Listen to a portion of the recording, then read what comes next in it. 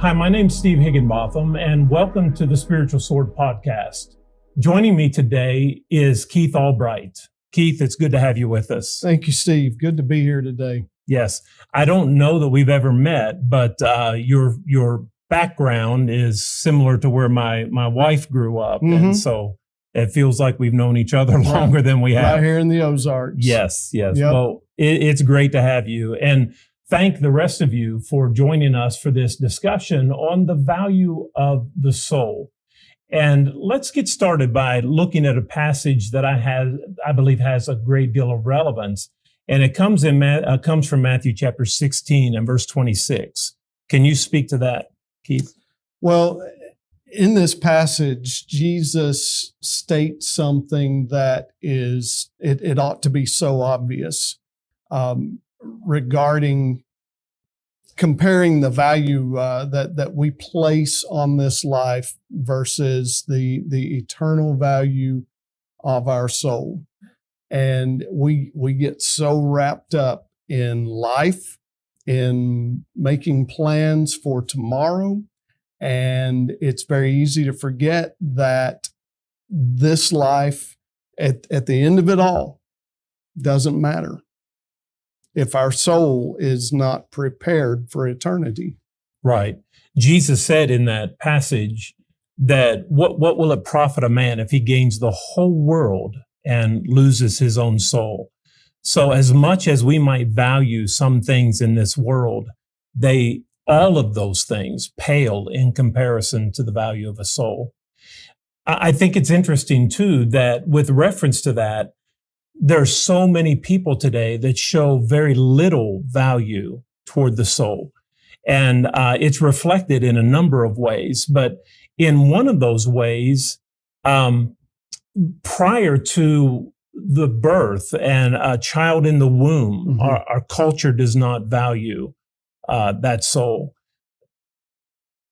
When we look at the way that our world is moving right now, and really has been moving for the past 3 generations, there is a definite distinction that is placed upon the value of an unborn child versus the value of a grown individual. And even that is changing somewhat as time is going on, sadly. But the Bible teaches us very clearly that the soul that we possess is given to us while we are in the womb. Yes. And God knows us. God desires good things for us while we are still in the womb. Yes. And what I would like to do, because not only is there a devaluing of the soul in the womb, there are many and even church members who devalue the soul out of the womb, maybe not intentionally, but by their actions. We see a devaluing of the soul. So what if we can just take a few minutes and talk about the value of a soul in the womb, and then we'll look at the value of the soul out of the womb and how maybe some of that has been overlooked. But abortion in our culture has been, I think, our national shame. I have often thought of, I remember when I was in college hearing about archaeological finds of some of these places of worship where they offered their children as sacrifice, and finding so many bones around the altar. And I wonder if someday in the future, as people unearth, the remains of America, if we're allowed to have that much time, I wonder how many people will find, or what they will find, with the practice of abortion that we've engaged in. There have been so many babies that have been devalued. The numbers are staggering. It's kind of surprisingly staggering on the one hand, and on the other hand, we're talking about something that went on for over 49 years, and is still going on. Yes, I was speaking regarding Roe versus Wade, but it's still going on. today, and unfortunately is way too commonplace. Yeah. I believe the number that I had heard was 63 million. And that's a number that is so large, we can't really even process that. We don't know what to do with that number. But if you took every person in the states of Alabama, Florida, Georgia, Mississippi, North Carolina, South Carolina, and Tennessee, in other words, the entire southeast of the United States, that's how many babies have been murdered in the womb since 1973. And it's just, I believe, again, a national shame for our country. Proverbs 6 and verse 17 says that there's 7 things that God hates, or 7 things are an abomination to God. And one of those things is hands that shed innocent blood. Do you think that would apply to our present situation? I don't know how you could get any more innocent. Yeah. And, when we talk about those unborn babies, we realize that they have no protection, they have no voice, they have no say, and that is as innocent as you can possibly get. Yes. Psalm 139, verses 13 through 16, David asks in a question, why would God be so interested in us? And he talks about how that he was formed in the womb and he was fearfully and wonderfully made. And he talks about God's hand being his creator. And if we say that there is no value to a child in the womb, we're saying that the work of God is valueless. And that doesn't ring true. If you consider that David was formed by God, and to say that has no value is an insult to the work of God. And there are so many things that God has made that we place so much value on. And I think in the back of our minds, we all realize just how precious life is that God has given to us, but we don't always act that way. Yes, right. There's another passage that comes to mind in Luke chapter 1 where Mary comes to visit Elizabeth, and Elizabeth says, "Blessed are you among women, and blessed is the fruit of your womb." And I think that is a powerful, maybe overlooked statement about the value of a person even in the womb.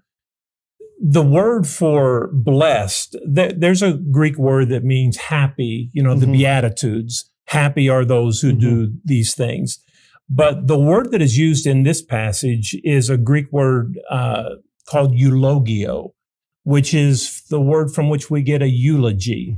And what we do with a eulogy is we praise the good deeds of another person. And we speak about a person in respectful terms.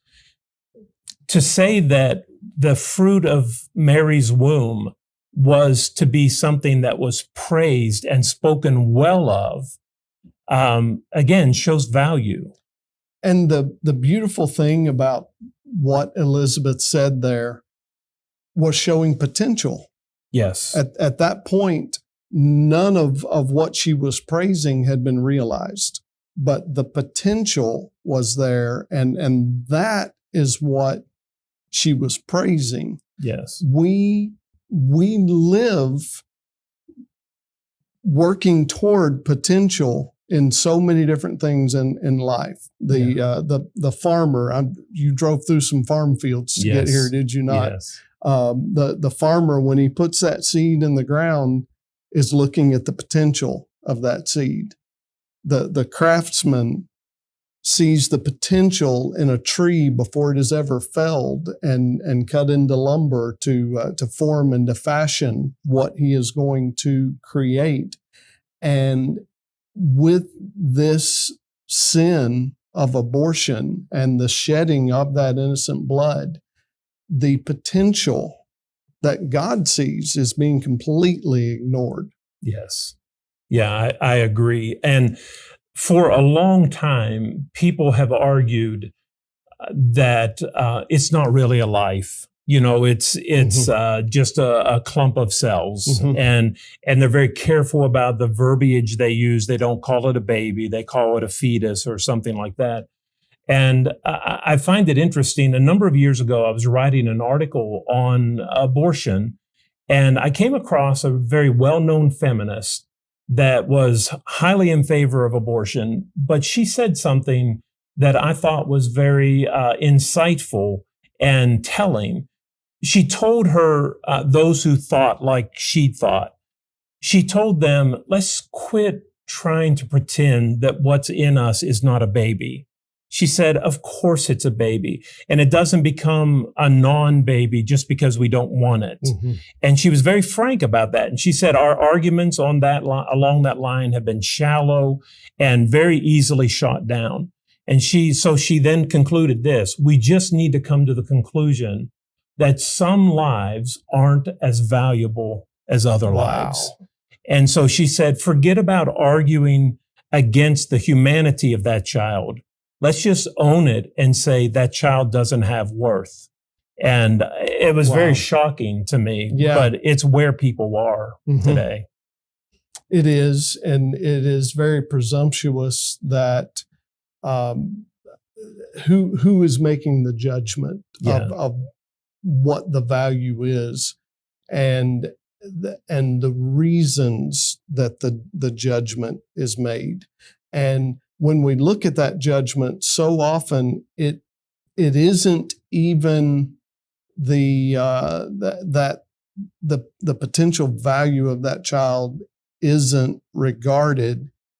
It's the reasons behind it that overshadow the reason that God has given to us, and reason, our power of reasoning is what I'm speaking of there. Yes. And they choose to ignore it because it's inconvenient. Yes. And the way I started was going back to ancient artifacts and archaeological finds with the bones buried near the altars of children who had been sacrificed. The Old Testament practice of the worship of Moloch, where a parent, even the children of Israel engaged in this for a while, but a parent would, to have a blessing for themselves, would offer their child as a sacrifice, and that would secure a blessing for themselves. And while we may not be as blatant as that, we're a little more sophisticated, but isn't that what is still taking place today? For our convenience and blessing, we are forfeiting the lives of our children. And it just shows how the degree to which how the soul has been devalued in the womb. Right. The other area, and maybe this is one that we don't think about very often, because I think we can, join hands and say abortion is a terrible shame. It devalues the soul. But the other thing is that we sometimes devalue the soul outside the womb. In Romans chapter 2 and verse 1, there's just that reminder. In Romans 1, Paul talked about how that the Gentiles were guilty of sin. And then he comes to chapter 2 and he addresses the Jews, who I think were probably applauding everything that Paul said about the Gentiles. But then he says, but you too are inexcusable. They were doing the same thing. And maybe we can look at those who practice and support abortion and say, shame on you. Maybe we're guilty of the same thing with respect to devaluing the soul. There's an old quote, and I'll have to read this, but it comes from the 1800s. A man by the name of Norman Grubb, who was not a Christian, he was not a believer in God, but he said this: if I firmly believed, as millions say they do, that the knowledge of and the practice of religion in this life influences the dross of another, then religion would mean to me everything. I would cast away earthly enjoyments as dross, earthly thoughts and feelings as vanity. Religion would be my first waking thought and my last image before I sank into sleep. I should labor in its cause alone. I would take thought for the morrow of eternity alone. I would esteem one soul gained for heaven worth a life of suffering. Earthly consequences would never stay my hand or seal my lips. Earth, its joys and its griefs would occupy no moment of my thoughts. I would strive to look upon eternity alone and on the immortal souls around me, soon to be everlastingly happy or everlastingly miserable.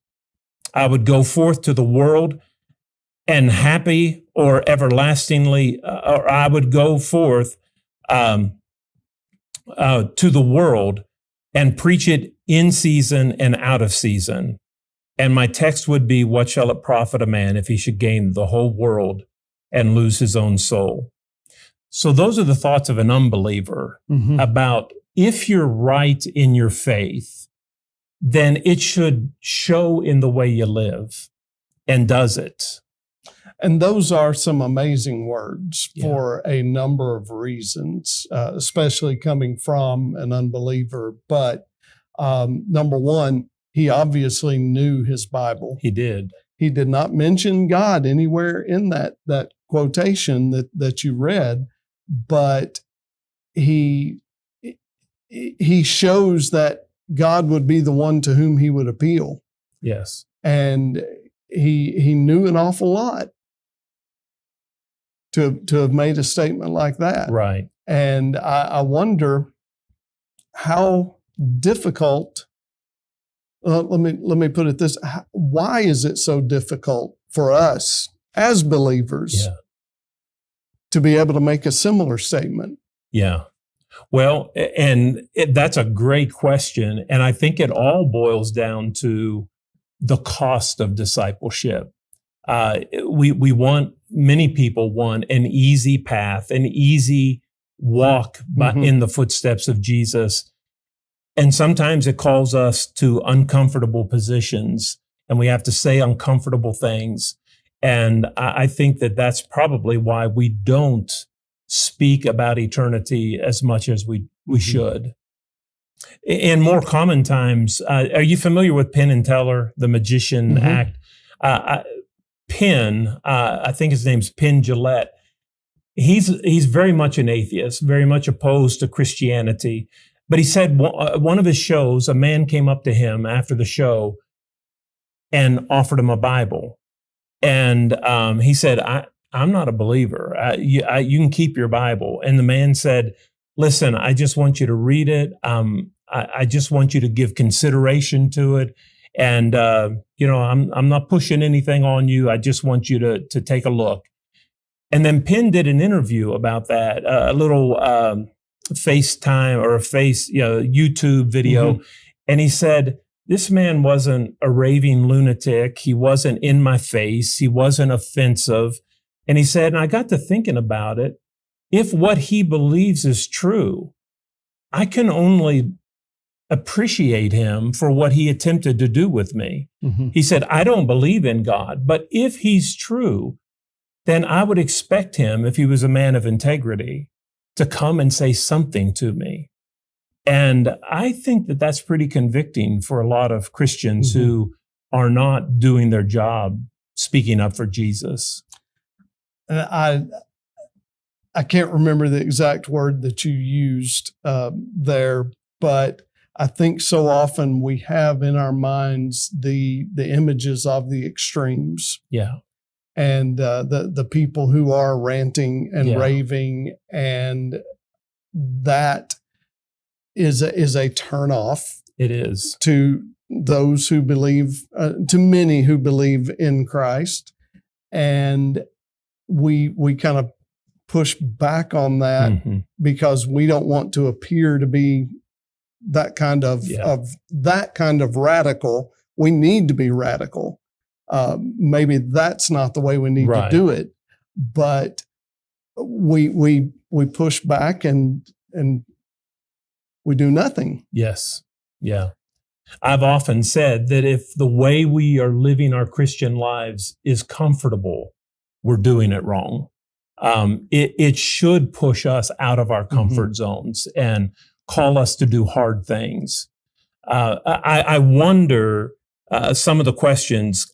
Can we value the soul? Can we say that we value the soul out of the womb when we say nothing to a person that we know is lost? I don't know that we can honestly say that. Can we say that we value the soul when we won't support missionaries? Have you ever known missionaries to have to come home from the field to raise support because their support has been dropped? Here we are. One of the fastest growing businesses in our country today are those storage units, right? They're popping up everywhere in Knoxville, where I live. And I don't know about where you live, but they are everywhere. We have so much we can't even fit in our attics. We can't fit in our garages. We have to buy storage units now to fit our stuff in garages. And yet missionaries have to come home from the field because they don't have support. And I think that's a terrible, terrible statement if that's the case. How can we say that we value the soul when, for instance, we take out a loan to pave a parking lot, but will not take out a loan to evangelize the lost in our community? We spend money and take out loans for things that are physical in nature, but I don't know many churches that take out a loan to do spiritual work. And I think, again, it's not intentional, but it may be that, well, the statement that's made in Amos chapter 6 and verse 1, woe to those who are at ease in Zion. And I think we could be at a time, at least in America, where Christians have gotten comfortable with our lives and our standard of living. And because of that, we have failed to see the value of the soul. It is extremely challenging to, I'm not going to call myself a missionary. I have participated in mission works throughout the years, but you try to get people to go with you. You tell them you will never see things the same again. They say, I know you're right, but I don't want to go with you. And we can't even go into a store, a grocery store or a department store. We are surrounded by people, but we don't see the value of their soul. And it is, it's always kind of amazing to me going on a mission trip. You go to a foreign country and one will ask you, why are you here? And you tell them because your soul has value. And they struggle to comprehend that we would do that. Right. But if we're not doing it at home, among the people that we live, our neighbors, our schoolmates, or the fellow parents of our students who are in school, I believe in doing mission work, but I believe that the mission field is everywhere that we look. Absolutely. Yes. Everywhere. Yes. I think there are a lot of times when we don't see people the way Jesus saw people. There was an occasion in Luke chapter 7 where a woman came into the presence of Jesus, fell down at his feet and cried and wiped his feet with her tears and her hair. And then Jesus turned around and said to Simon, "Do you see this woman?" Well, of course he saw her. She made a scene in his house, but he didn't see her the way that Jesus saw her. He saw her as a sinful woman, but Jesus saw her as a soul that was so desperate to get rid of her sin that she threw etiquette and protocol to the wind and broke in this house and fell at his feet. And if we could only see people through his eyes, I think we would change the way we interact. I can go places. I'm a big Pittsburgh Steelers fan, and I can talk about them all day long with anybody, someone I've never met before. Yeah. But why can't we do that about the Lord? And that's where I think we need to make those hard steps and put ourselves in a maybe uncomfortable ground and reach out to people because they are worth the effort. If we fail to see the value of their souls, we're never going to do anything about it. No. Yes. Yeah. That's one of the crucial points within evangelism is if we don't understand that these people are lost, if we somehow think that it doesn't really matter, that God will somehow have compassion and just, go ahead and let them slip in, what's the motivation?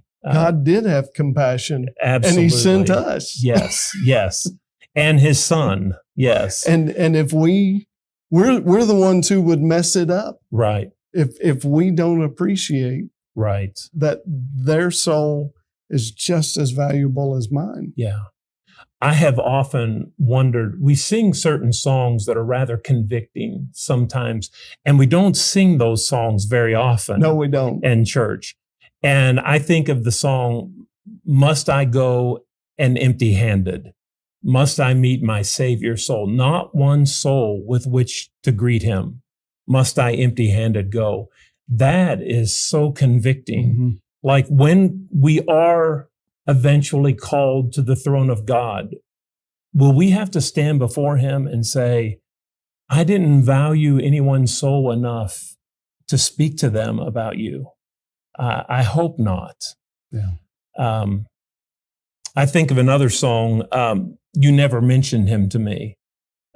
In that song, a person is now at the judgment seat and he's lost.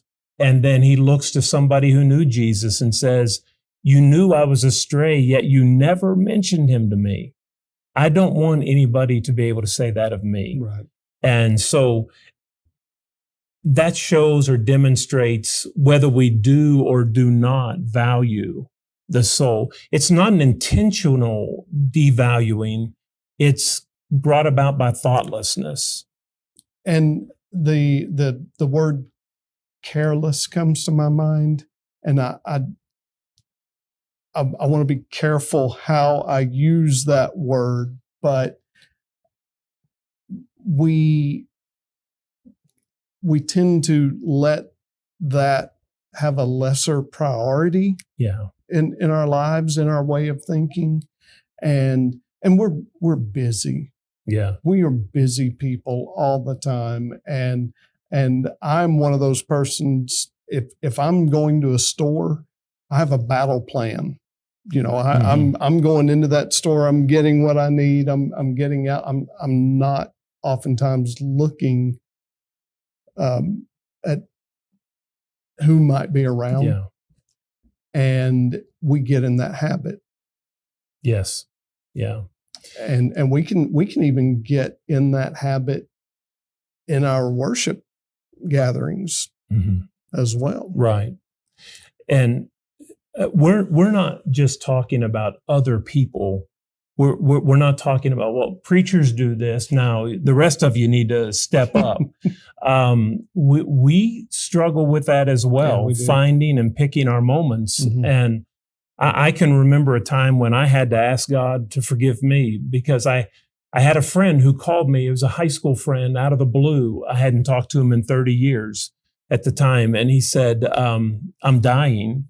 He told me about his situation. He said, "Will you pray for my wife and my daughter?" And I said, "Absolutely." And I was away in a gospel meeting preaching at the time, and I had every intention. I couldn't call him and talk to him because of the situation at the moment. I had every intention of calling him back. And it slipped my mind with a week of meeting, getting home, and all the things that were left for me to do at home when I got home. And I forgot until I read his death notice. And it just broke me. And I prayed and asked God's forgiveness. And, I want to be more in tune, and maybe now more than ever before, because I realize I can't tell you if he would have obeyed or not, but I could have made a difference, and I didn't. Yeah.